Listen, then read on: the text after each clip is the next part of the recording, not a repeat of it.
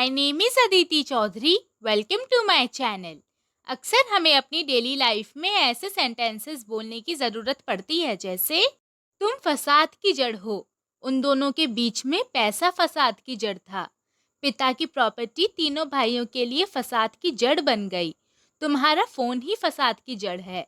ऐसे हिंदी के सेंटेंसेस जिनमें हम किसी का फसाद की जड़ होने के बारे में बात करते हैं, इनको इंग्लिश में हम दो तरीकों से बोलते हैं।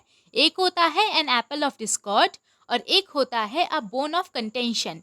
इन दोनों ही फ्रेजेस का मतलब होता है फसाद की जड़ या फिर विवाद का कारण या फिर कलह या कलेश की वजह। डिस्कॉर्ड और कंटेंशन का मतलब होता है फसाद, कलह, झगड़ा, विवाद या कलेश। इसको लेकर सेंटेंसेस बनाने का रूल देखते हैं।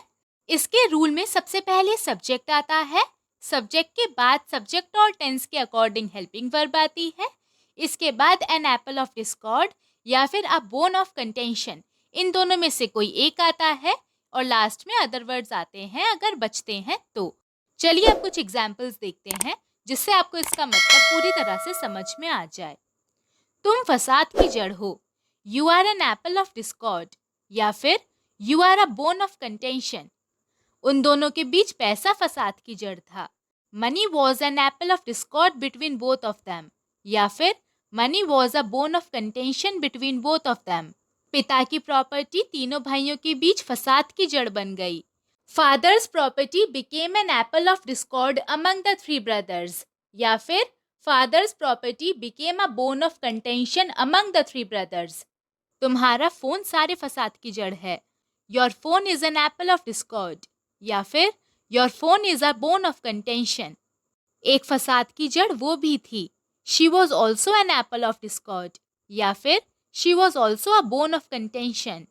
मैं फसाद की जड़ नहीं बनना चाहता, I don't want to be an apple of discord या फिर I don't want to be a bone of contention.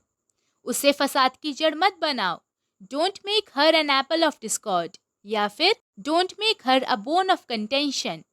तुम दोनों के बीच फसाद की जड़ क्या है? What is an apple of discord between you to या फिर what is a bone of contention between you to.